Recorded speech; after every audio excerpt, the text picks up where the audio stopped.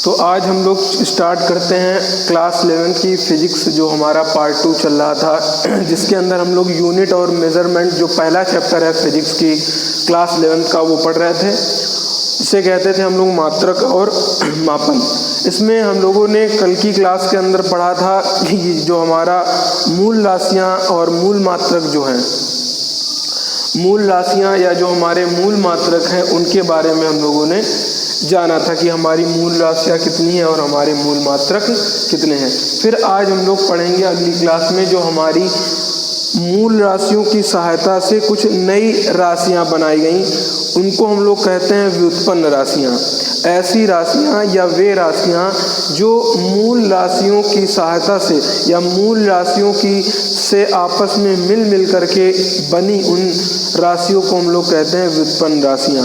तो व्युत्पन्न राशियाँ किन्हें बोलते हैं? वे राशियाँ जो मूल राशियों के साथ जुड़कर या मूल राशियों के साथ मिल करके जिनका निर्माण होता है, उन्हें क्या कहते हैं हम लोग? व्युत्पन्न राशियाँ। एक बार परिभाषा देखेंगे व्युत्पन्न राशियाँ की क्या है। वे राशियाँ जो मूल राशियों के सहायता से प्राप्त की जाती हैं, उन्हें क्या कहती हैं? व्युत्पन्न राशियाँ कहते हैं। और जाहिर सी बात है, मूल राशियों के मात्रक को मूल मात्रक कहते थे, तो व्युत्पन्न राशियों के मात्रक को भी क्या कहेंगे हम लोग? व्युत्पन्न मात्रक कहेंगे। अब व्युत्पन्न राशियाँ एक बार जल्दी से इसकी एक बार फिर परिभाषा देखेंगे, फिर मूल राशियाँ एक बार जो है रिवाइज करा देंगे, फिर आगे बढ़ेंगे। तो व्युत्पन्न राशियाँ कौन है? वे राशियाँ जो मूल राशियों की सहायता से प्राप्त होती हैं, व्युत्पन्न राशियाँ कहलाती हैं। और व्युत्पन्न राशियों के मात्रक को व्युत्पन्न मात्रक कहते हैं। उदाहरण देखेंगे। ये जानने की जो हमने अभी डेफिनेशन बोली, आपको ये खुद ही जो बोल रहे हैं ये आपको लिख लेनी है अपनी फेयर कॉपी के अंदर। एग्जाम्पल में बताएंगे, जैसे हमारा लिखा है क्षेत्रफल। क्षेत्रफल बराबर होता है लंबाई क्षेत्रफल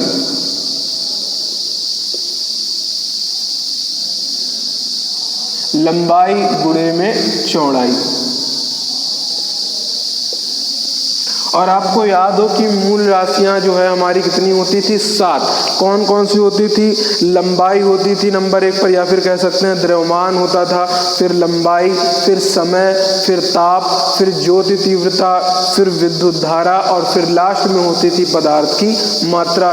तो क्षेत्रफल मान लीजिए ये होता है, क्षेत्रफल बराबर होता है लंबाई और गुणे में चौड़ाई। क्षेत्रफल का ये मान होता है। अगर हम क्षेत्रफल का मात्रक निकालना चाहें तो क्षेत्रफल तो ये होता है। अगर लिखें क्षेत्रफल का मात्रक, क्षेत्रफल का मात्रक अगर लिखना चाहे, और हम लोग पढ़ चुके हैं कि जो अगर लंबाई है तो लंबाई का हमारा जो लंबाई एक अपने आप में मूल राशि है, और मूल राशि का मात्रक क्या होता है? लंबाई का होता है हमारा मीटर। और चौड़ाई भी एक प्रकार की लंबाई तो है, तो चौड़ाई का मात्रक भी क्या होगा? हमारा मीटर। तो इसलिए क्षेत्रफल का मात्रक क्या निकल के आ गया? मीटर गुणे मीटर। क्या लिख सकते हैं? Metre square. तो क्षेत्रफल का मात्रक, और ये वाला जो मात्रक आया है कहाँ से उत्पन्न हुआ? इन दोनों मीटरों से उत्पन्न हुआ है। और मीटर और ये मीटर अपने आप में अकेले क्या है? मूल मात्रक। तो ये मूल मात्रक और इनकी मूल राशियाँ, मूल मात्रक ये इसकी मूल राशियाँ, तो मूल राशियों की सहायता से उत्पन्न हो गया। और इनके मूल राशियों की सहायता से जब उत्पन्न हुआ तो इन मूल राशियों के मात्रक को मूल मात्रक कहते हैं। तो इनको भी क्या बोलेंगे हम लोग? जो मूल राशियों से उत्पन्न हो जाए उन्हें व्युत्पन्न, जो जिससे उत्पन्न होता है उसे क्या कहते हैं हम लोग? व्युत्पन्न कहते हैं। व्युत्पन्न राशियां और उनके मात्रक को क्या कहते हैं? व्युत्पन्न मात्रक कहते हैं। इसी तरह दूसरा एक एग्जाम्पल देखें नंबर 2 पर। आयतन बराबर क्या होता है भैया? आयतन बराबर होता है लंबाई गुणे चौड़ाई गुणे में ऊंचाई। ये होता है हमारा आयतन। अगर आयतन को हमें आगे, ये डेफिनेशन जो हमने शुरुआत में बोली थी, डेफिनेशन आपको जो हमने बोली थी वही डेफिनेशन आपको लिख लेना है। जो यहाँ पर एग्जाम्पल करा रहे हैं ये आप अपनी फेयर कॉपी में नोट करते रहिए। अब अगर इसका जो है हम लोग आयतन का मात्रक लिखना चाहें, आयतन का मात्रक क्या लिखेंगे, लंबाई का मात्रक मीटर, चौड़ाई का मात्रक भी मीटर, और ऊंचाई भी अपने आप में एक लंबाई ही तो होती है, तो हम लोग ऊंचाई का मात्रक भी क्या लिखेंगे, मीटर। तो तीनों क्या हो जाएंगे, मीटर गुणे मीटर, मीटर तो कितने हो जाएंगे, मीटर क्यूब। तो आयतन का मात्रक या आयतन क्या है, एक प्रकार का व्युत्पन्न राशि है जिसका मात्रक क्या होगा, मीटर क्यूब होगा। तो ये हो गया हमारा आयतन का क्षेत्रफल, आयतन का मात्रक। अब बात करेंगे हम लोग तीसरे नंबर पर, चाल, जिसे हम लोग वेग भी कहते हैं। और चाल बराबर आपने पढ़ रखा होगा दूरी बटे में समय, या कभी कभी बोल देते हैं विस्थापन। अब ये दूरी विस्थापन क्या है, ये अगले टॉपिक है, हमारे आगे के टॉपिक है, यहाँ पर हमें नहीं जानना। तो दूरी क्या है, एक प्रकार की लंबाई तो है, तो हम लोग मात्रक क्या लिखेंगे, चाल का या वेग का मात्रक क्या लिखेंगे, लिखेंगे मीटर। दूरी एक प्रकार की लंबाई है, समय हमारा एक मूल मात्रक होता था, मूल राशि होती थी, और समय का मात्रक क्या होता है, सेकंड। तो हमारा बताइए क्या हो गया, इसकी मीटर प्रति सेकंड। जो हमारी चाल है या जो वेग है, इसका मात्रक क्या हो गया भैया, मीटर प्रति सेकंड हो गया। अब इसी तरह आगे बढ़ेंगे हम लोग, चाल के बाद पढ़ेंगे त्वरण को। चाल के बाद क्या पढ़ेंगे हम लोग, त्वरण। यहाँ पर जगह बची हुई है, तो देखेंगे यहाँ पर चौथे नंबर पर त्वरण। त्वरण बराबर क्या होता है, अगर आपने सूत्र याद हो, हाई स्कूल में पढ़ा होगा, त्वरण बराबर होता है वेग में परिवर्तन और बटे में समय। ये पढ़ा होगा आपने। और वेग में परिवर्तन, और वेग का हम लोग अभी मात्रक निकाल चुके हैं, चाल या वेग का मात्रक निकाल चुके हैं, क्या है, मीटर प्रति सेकंड। तो हम लोग लिख लेंगे चाल का मात्रक आया मीटर और प्रति में सेकंड, लेकिन नीचे भी इसके सेकंड दिया है, तो हम लोग समय दिया है, तो समय का मात्रक क्या होता है, सेकंड। और इस डिवाइड को नीचे उठा लेंगे तो क्या हो जाएगा, मीटर प्रति सेकंड स्क्वायर। तो त्वरण का मात्रक क्या हो गया भैया, मीटर प्रति सेकंड स्क्वायर। तो चाल का मात्रक हो गया, फिर त्वरण का मात्रक हो गया। अब इसके बाद पढ़ेंगे हम लोग बल का मात्रक। एक एक व्युत्पन्न मात्रक देखते चलिए क्या है। चाल बराबर क्या होता है भैया, वेग या जो हमारी दूरी होती है, चाल बराबर दूरी या विस्थापन बटे समय, इसलिए इसका मात्रक क्या बन गया, मीटर प्रति सेकंड। अब इसके बाद हम लोग पढ़ेंगे बल। बल बराबर क्या होता है, फोर्स जिसे कहते हैं, द्रव्यमान और गुणे में फोर्स। बल बराबर क्या होता है, द्रव्यमान गुणे त्वरण।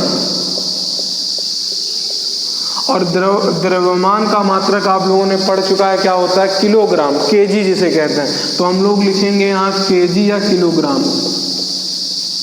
और त्वरण का मात्रक अभी अभी हम लोगों ने क्या निकाला है, मीटर प्रति सेकंड स्क्वायर।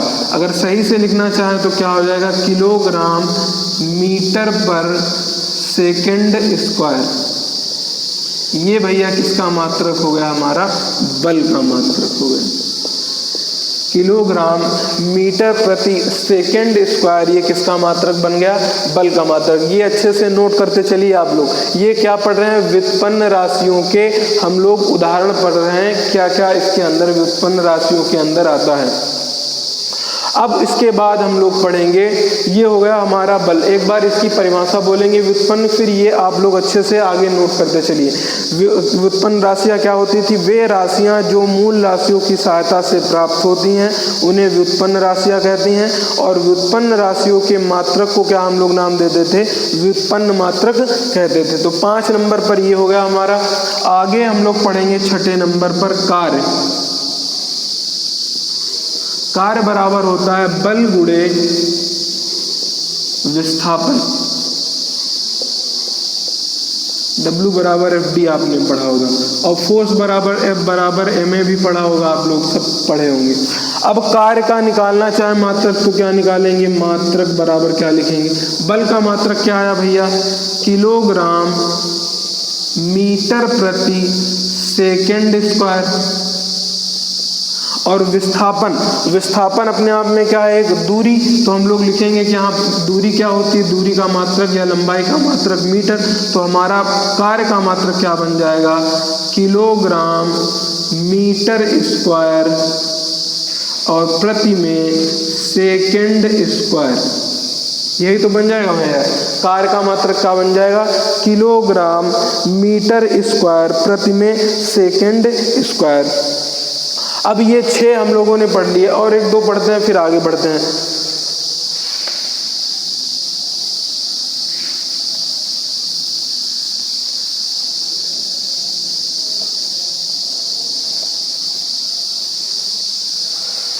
अगर हम लोग बात करें शक्ति की, 7वें नंबर पर अगर हम लोग देखें शक्ति बराबर क्या होता है, पावर बराबर कार्य अपान में समय, कार्य बटे समय ये होता है। अगर इसका हम लोग मात्रक निकालना चाहे तो क्या लिखा लेंगे, कार्य का मात्रक रख दीजिए क्या आया, किलोग्राम मीटर स्क्वायर प्रति में सेकंड स्क्वायर अपान में समय का मात्रक क्या चल रहा है भैया, इनटू सेकंड। तो टोटल क्या बन के आ जाएगा, किलोग्राम मीटर स्क्वायर अपान में सेकंड का क्या हो जाएगा, क्यूब। तो ये बन गया हमारा शक्ति का मात्रक। शक्ति बराबर पावर बराबर क्या होता है, कार्य अपान में समय, P बराबर W अपान T होता है। तो इस तरीके से शक्ति का मात्रक क्या बन गया, किलोग्राम मीटर स्क्वायर प्रति सेकंड स्क्वायर। अगर हम लोग बात करें घनत्व अगर निकालना चाहें, घनत्व बराबर क्या होता है, द्रव्यमान बटे आयतन। अगर घनत्व निकालना चाहे तो क्या लिखेंगे, घनत्व डेंसिटी द्रव्यमान बटे आयतन, और द्रव्यमान का मात्रक होता है किलोग्राम, और आयतन का भी हम लोगों ने पढ़ा था, क्या आया था, लंबाई गुणे चौड़ाई गुणे ऊंचाई। तो क्या बन गया हमारा, मीटर क्यूब। तो ये हो गया हमारा घनत्व का मात्रक। और शक्ति का मात्रक क्या हो गया, किलोग्राम मीटर स्क्वायर प्रति में सेकंड क्यूब। ये हो जाएगा हमारा शक्ति का मात्रक।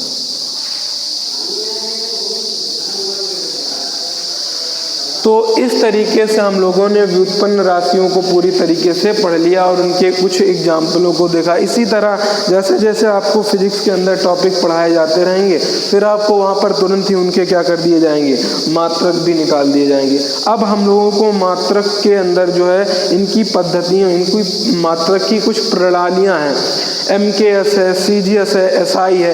इस तरीके से कुछ प्रणालियों को हम लोगों को क्या करना है, मात्रकों के अंदर पढ़ना है। तो अब हम लोग पढ़ेंगे मात्रकों की जो हमारी प्रणाली है, MKS, CGS और SI। इन सभी प्रणालियों को हम लोग पढ़ना स्टार्ट करेंगे। तो जो ये एग्जाम्पल लिखे हुए हैं इनको आप लोग अपनी कॉपी में बढ़िया तरीके से नोट कर लीजिए। फिलहाल अब जो है आगे हम लोग पढ़ने जा रहे हैं MKS, CGS प्रणाली। अब चलते हैं, इसमें पढ़ते हैं भाई हम लोग जो हमारी प्रणालियां हैं। इसमें हम ज़्यादा लिखेंगे नहीं, आपको जो बोला जा रहा है, जो बोल रहे हैं उसी को सुन करके आप हेडिंग डाल दिया, आप इसमें लिख सकते हैं। अब अभी इसमें पढ़ेंगे हम लोग कुछ प्रणालियों को। नंबर 1 आप जो लिख चुका है व्युत्पन्न मात्रक आपने लिख चुके होंगे। उसके बाद अगली हेडिंग डालिए मात्रकों की प्रणालियाँ। उसमें नंबर 1 हेडिंग रहेगी हमारी MKS प्रणाली। अब सबसे पहले ये जानेंगे कि MKS नाम कैसे पड़ा।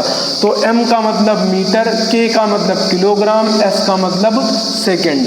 M का मतलब मीटर, K का मतलब किलोग्राम और S का मतलब सेकेंड। तो क्या लिखेंगे MKS प्रणाली के अंदर, MKS प्रणाली के अंदर हम लोग लिखेंगे, इस प्रणाली का पूरा नाम क्या है भैया, इस प्रणाली का पूरा नाम है मीटर किलोग्राम सेकेंड प्रणाली।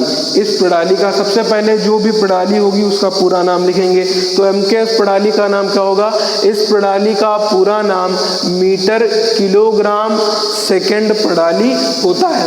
और अगर मीटर किलोग्राम सेकेंड प्रणाली है, यानी यहाँ पर अगर बात करेंगे तो लंबाई का मात्रक क्या होगा, मीटर होगा। फिर उसके बाद द्रव्यमान का मात्रक क्या होगा, यहाँ पर किलोग्राम होगा। अगर समय की बात करेंगे तो समय का मात्रक क्या होगा, यहाँ पर सेकेंड होगा। तो ये 3 बातें याद रखनी है। क्या, अब सबसे पहले नोट्स बनाइएंगे अपने लोग, क्या लिखेंगे, इस प्रणाली का पूरा नाम मीटर किलोग्राम सेकेंड प्रणाली होता है।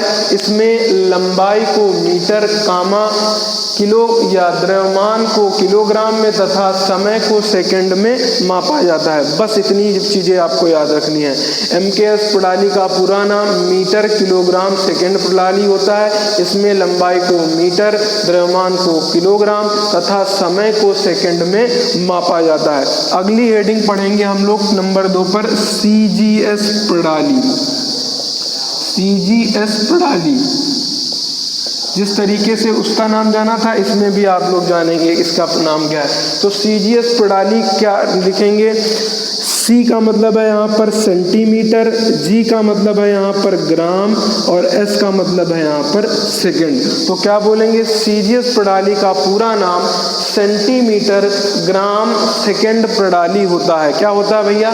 CGS प्रणाली का पूरा नाम सेंटीमीटर ग्राम सेकंड प्रणाली होता है। और इसमें लंबाई को नापते हैं सेंटीमीटर में, द्रव्यमान को मापते हैं भैया ग्राम में, और समय को इसमें मापा जाता है किसके अंदर? सेकंड के अंदर मापा जाता है। तो ये 3 चीजें इसमें भी याद रखनी होंगी। नाम के आधार पर इसके मात्रक बनाए गए भैया। तो CGS प्रणाली का पूरा नाम सेंटीमीटर ग्राम सेकंड प्रणाली कहते हैं। इसमें लंबाई को सेंटीमीटर, द्रव्यमान को ग्राम में तथा समय को किस में मापा जाता है? सेकंड में मापा जाता है। अब तीसरी प्रणाली हम लोगों को पढ़ना है FPS प्रणाली। कौन सी है? FPS प्रणाली। सीधे सीधे याद रखेंगे, नाम याद रखिए। F का नाम क्या है यहाँ पर? फुट, P का मतलब है पाउंड और S का मतलब है सेकंड। तो इस प्रणाली FPS का पूरा नाम क्या होगा? फुट पाउंड सेकंड प्रणाली कहते हैं। और इसके अंदर जो हमारी लंबाई है, लंबाई को मापते हैं हम लोग फुट में, द्रव्यमान को मापते हैं हम लोग किसके अंदर भैया?